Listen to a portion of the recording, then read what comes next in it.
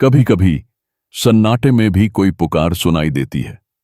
कभी कभी धूल में दबे ग्रंथ नियति की नई कहानी लिखते हैं, और कभी कभी एक मठ जो सदियों से वीरान है अपने भीतर एक मंत्र छुपाए होता है जो आत्मा को मोक्ष भी दे सकता है या विनाश भी। स्वागत है आपका एक अद्भुत आध्यात्मिक रहस्य की ओर।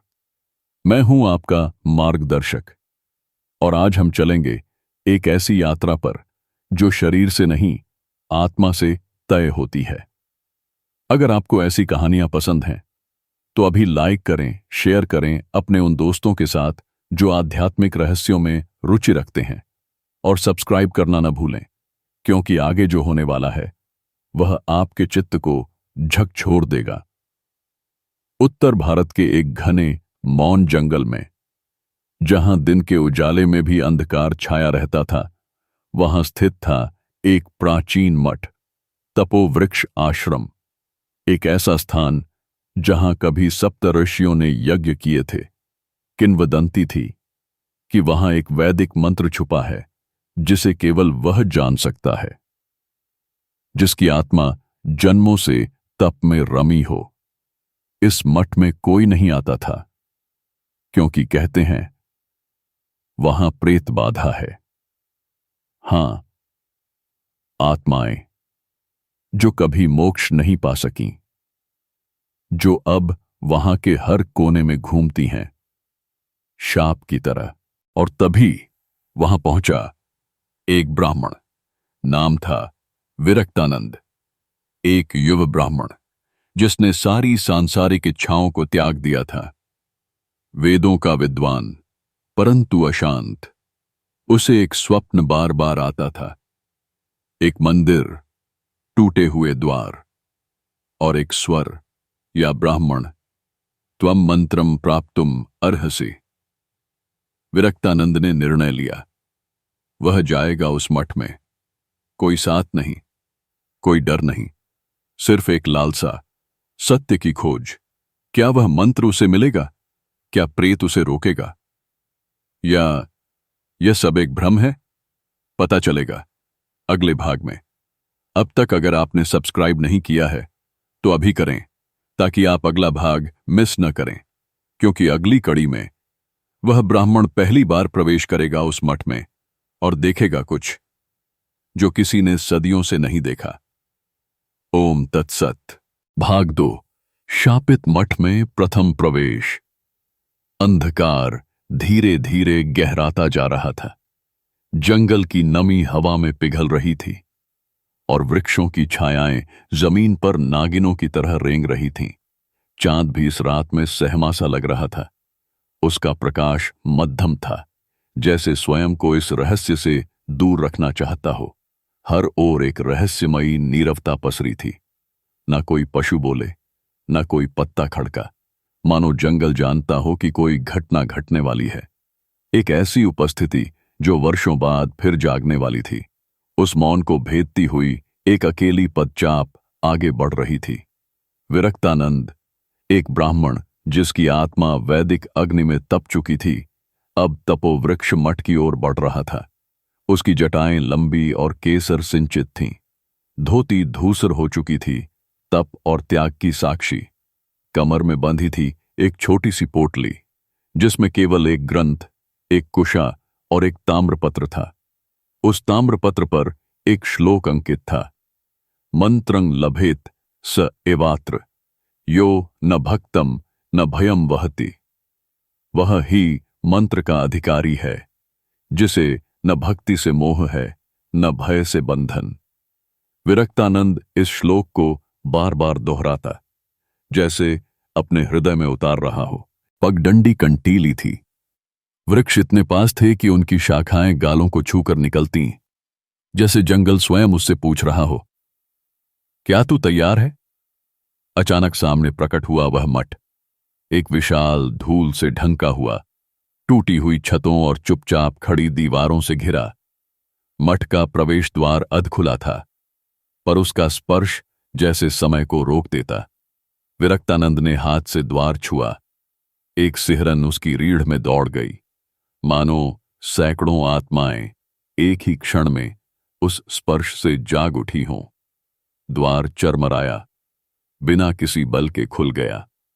भीतर घना अंधकार था, पर वह अंधकार केवल नेत्रों का नहीं था, वह आत्मा का था। वह मठ, जहां कभी यज्ञों की ध्वनि गूंजती थी, आज केवल मौन में डूबा था। दीवारें टूटी थीं, पर उन पर कुछ लिखा था, ऐसे श्लोक जो सामान्य नेत्रों को नहीं दिखते। वह सिद्धम लिपि में थे, और जैसे ही विरक्तानंद ने प्रवेश किया, वे अक्षर मंद मंद प्रकाश से चमक उठे। वह मंत्र नहीं थे, वे चेतावनियां थीं। यह प्रविशति स तस्य भूत भविष्य वर्तमानम द्रष्टुम अर्हति। जो यहां प्रवेश करता है वह अपने अतीत, वर्तमान और भविष्य तीनों से साक्षात्कार करेगा। कि विरक्तानंद रुका नहीं, उसने ध्यान मग्न होकर कदम आगे बढ़ाया और फिर एक पंक्ति पढ़ी, आयुम हंस हंसाय विद्याच मंत्रस्य। और तभी वह गूंज सुनाई दी, ना कोई भौतिक स्वर, ना कोई मनुष्य की आवाज, पर वह गूंजती थी हर दिशा से, हर कण से। क्यों आया है तू ब्राह्मण? विरक्तानंद रुका। उसने उत्तर देने से पहले आंखें बंद कीं और शांत स्वर में कहा, मैं उस मंत्र की खोज में हूं जो आत्मा को मोक्ष देता है। यदि यह मठ शापित है तो मैं शाप को भी स्वीकार करता हूं। फिर सन्नाटा, हवा थम गई। अगले क्षण मठ की दीवारें सजीव हो उठीं। उन पर आकृति बनने लगी, एक स्त्री की, जिसके नेत्र बंद थे, पर भाल पर अग्नि चिन्ह था। उसका मुख गंभीर था, पर करुणा भी थी उसमें। यदि तू सत्य का पथिक है, उसने कहा, तो 3 प्रश्नों का उत्तर दे। इन उत्तरों में ही छुपा है वह अधिकार जो मंत्र तक तुझे ले जाएगा। विरक्तानंद ने प्रणाम किया। पूछो देवी। प्रथम प्रश्न, क्या तू जानता है कि मंत्र शक्ति है या उत्तरदायित्व?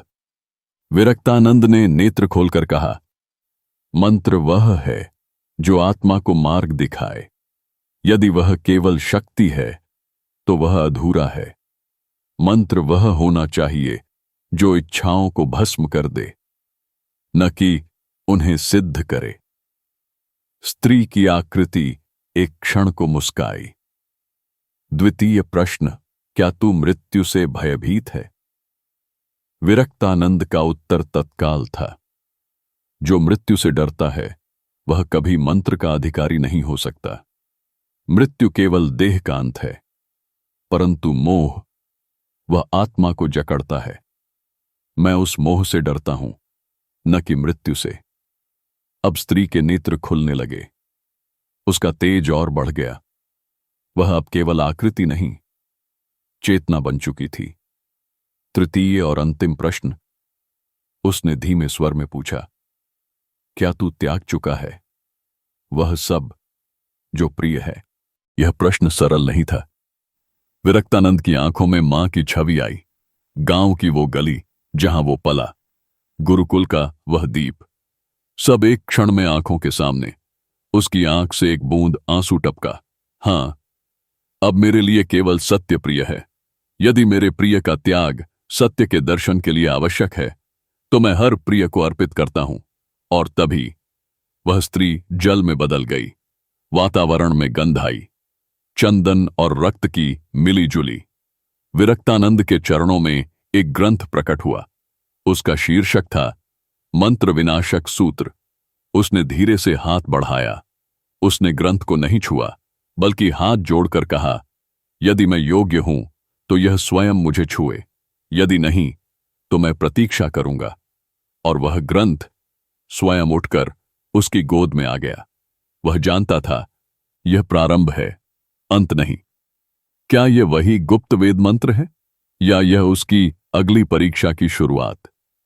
यदि आप जानना चाहते हैं विरक्तानंद इस ग्रंथ को कैसे पढ़ेगा, उसमें कौन सा मंत्र छुपा है और कौन उसका मार्ग रोकेगा, तो अगले भाग के लिए जुड़े रहिए। और अगर आपने अभी तक सब्सक्राइब नहीं किया तो कृपया अभी करें, क्योंकि यह कथा आपको सिर्फ मंत्र नहीं दे रही, यह आत्मा का दर्पण है। ओम तत्सत। भाग 3। मंत्र का उद्घाटन और आत्मा की कंपन। विरक्तानंद अब मठ के मध्य कक्ष में था, वहां जहां न कोई समय था न दिशा। उसके सामने था वह ग्रंथ जिस पर न तो धूल जमी थी न कोई समय का प्रभाव। वह ग्रंथ जैसे स्वयं चेतन था, जीवंत। उसने अपने दोनों हाथ जोड़कर मस्तक झुकाया और कहा, ओम श्री गुरुभ्यो नमः। यदि इस मंत्र में सत्य है तो वह प्रकट हो, यदि यह केवल परीक्षा है तो भी मैं तत्पर हूं। उसने ग्रंथ खोला। पहले पृष्ठ पर केवल 3 शब्द थे, मोक्षम व विनाशम व। या तो यह मंत्र तुम्हें मुक्ति देगा या तुम्हारा सर्वस्व ले जाएगा। उसके होंठ कांपे पर मन अडिग रहा। वह बोला, ओम नमो भगवते वासुदेवाय। मंत्र के माध्यम से मैं आत्मा को पहचानना चाहता हूं, न कि संसार को जीतना।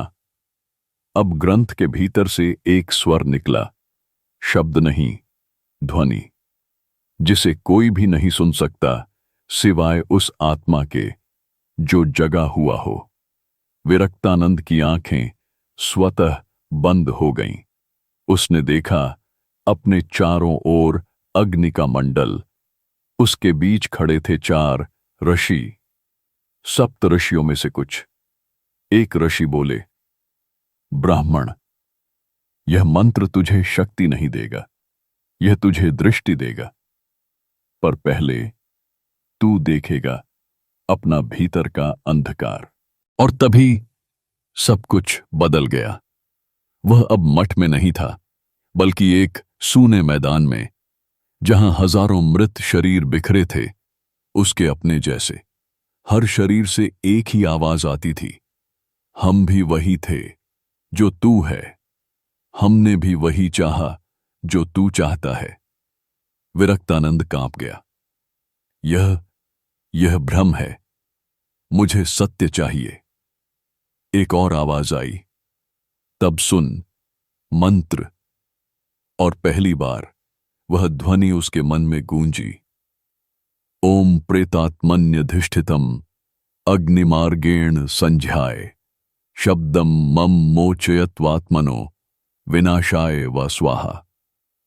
जिसका अर्थ था, हे आत्मा जो मृत देह में फंसी है, मेरे स्वर को सुन, या तो मुझे मुक्त कर या मेरा अंत कर दे।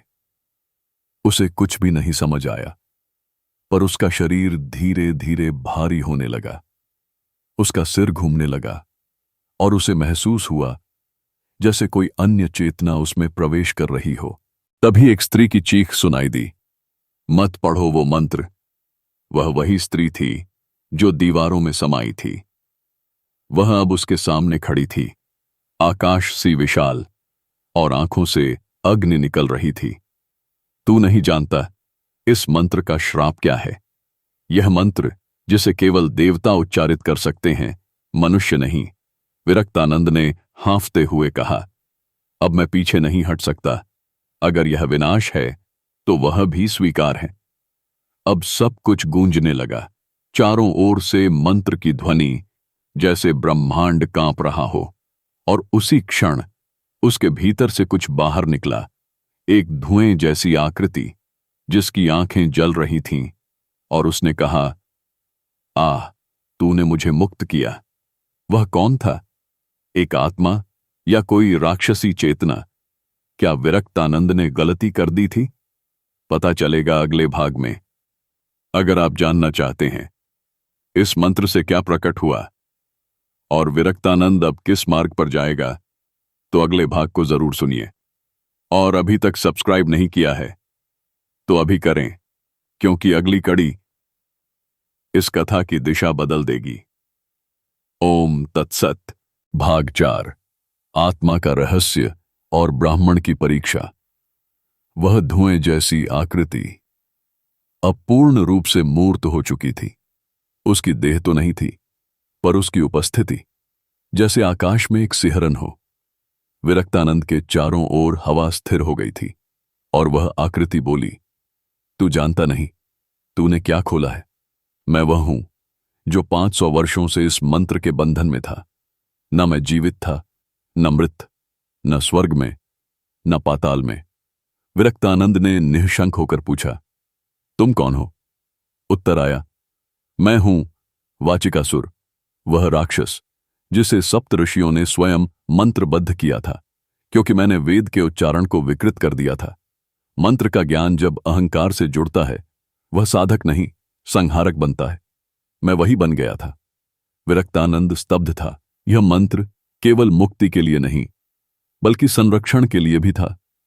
वाचिकासुर ने हंसते हुए कहा, हां ब्राह्मण, जो मंत्र तूने पढ़ा वह न केवल आत्मा को मुक्त करता है बल्कि उस चेतना को भी जगा देता है जिसे ब्रह्मांड ने स्वयं बांधा हो।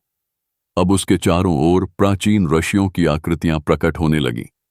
वह आकाश में खड़े थे, मौन, स्थिर, जैसे कोई निर्णय सुनाने वाले हों।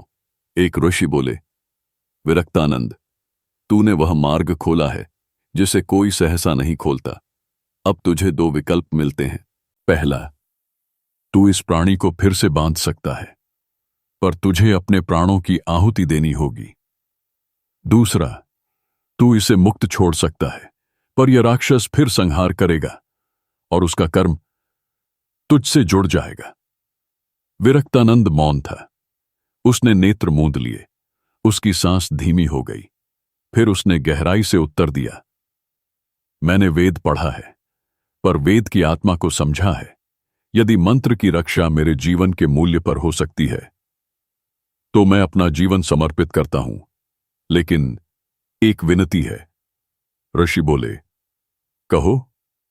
मेरा शरीर इस राक्षस को न छुए, बल्कि मेरी चेतना उस मंत्र में समा जाए, ताकि जो भी अगली बार उसे पढ़े वह मुझे अनुभव करे। मेरी आत्मा इस मंत्र की चौकीदार बने। वाचिकासुर क्रोधित हुआ, तू ऐसा नहीं कर सकता। तू मुझे फिर से वर्षों की कैद में डालना चाहता है। परंतु मंत्र पुनः गूंजने लगा।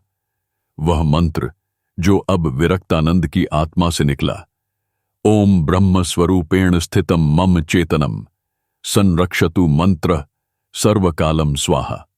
यह मंत्र श्वेताश्वतर उपनिषद के उस भाव को जीवित कर रहा था जहां आत्मा को स्वयं ब्रह्म स्वरूप कहा गया है। अचानक वाचिकासुर चिल्लाया। उसका धुआं फिर से बांधने लगा। चारों ओर अग्निवलय प्रकट हुए और एक दिव्य प्रकाश सब कुछ ढंक गया। जब सब शांत हुआ तो केवल वह ग्रंथ शेष था और उसमें एक नया पृष्ठ जुड़ चुका था। उस पर लिखा था, विरक्तानंद अब मंत्र का रक्षक है। जो भी इस मंत्र को पढ़ेगा उसके हृदय में विरक्तानंद की चेतना जागेगी और वह उसका निर्णय और मार्गदर्शन करेगा। अब वह मठ फिर से शांत हो गया। कोई नहीं जानता कि यह सब हुआ था, पर जंगल की हवा में आज भी वह मंत्र गूंजता है और जो भी सच्चे मन से सत्य की खोज करता है वह एक स्वप्न देखता है, एक ब्राह्मण, एक ग्रंथ और एक प्रश्न। क्या आप भी तैयार हैं आत्मा की परीक्षा के लिए? कहानी का सारांश। यह कथा केवल एक राक्षस के बंधन की नहीं बल्कि विवेक और त्याग की विजय की है। यह कथा उस ब्राह्मण की है जिसने ग्रंथों को केवल पढ़ा नहीं बल्कि जिया। विरक्तानंद का त्याग उस उपनिषद की याद दिलाता है, नायमात्मा प्रवचनेन लभ्यो यमे वैश वृणुते तेन लभ्य। आत्मा वाणी से नहीं बल्कि समर्पण से प्राप्त होती है। लेकिन क्या यह अंत है? नहीं, क्योंकि उसी क्षण एक दूर नगर में एक बालक जाग उठा जिसने स्वप्न में वही ग्रंथ देखा, और एक छाया जिसने उससे कहा, तेरा समय आ गया है। क्या यह बालक अगला साधक है? क्या मंत्र फिर से जागेगा? जानिए अगली कथा में नव संस्कार, एक और आत्मा की यात्रा। अगर यह कथा आपके चित्त को छू गई हो तो कृपया लाइक करें, शेयर करें और सब्सक्राइब जरूर करें, क्योंकि अगली कथा में हम मिलेंगे एक ऐसे पात्र से जिसके स्वप्न और सच्चाई के बीच मंत्र फिर से जीवित होगा। ओम तत्सत।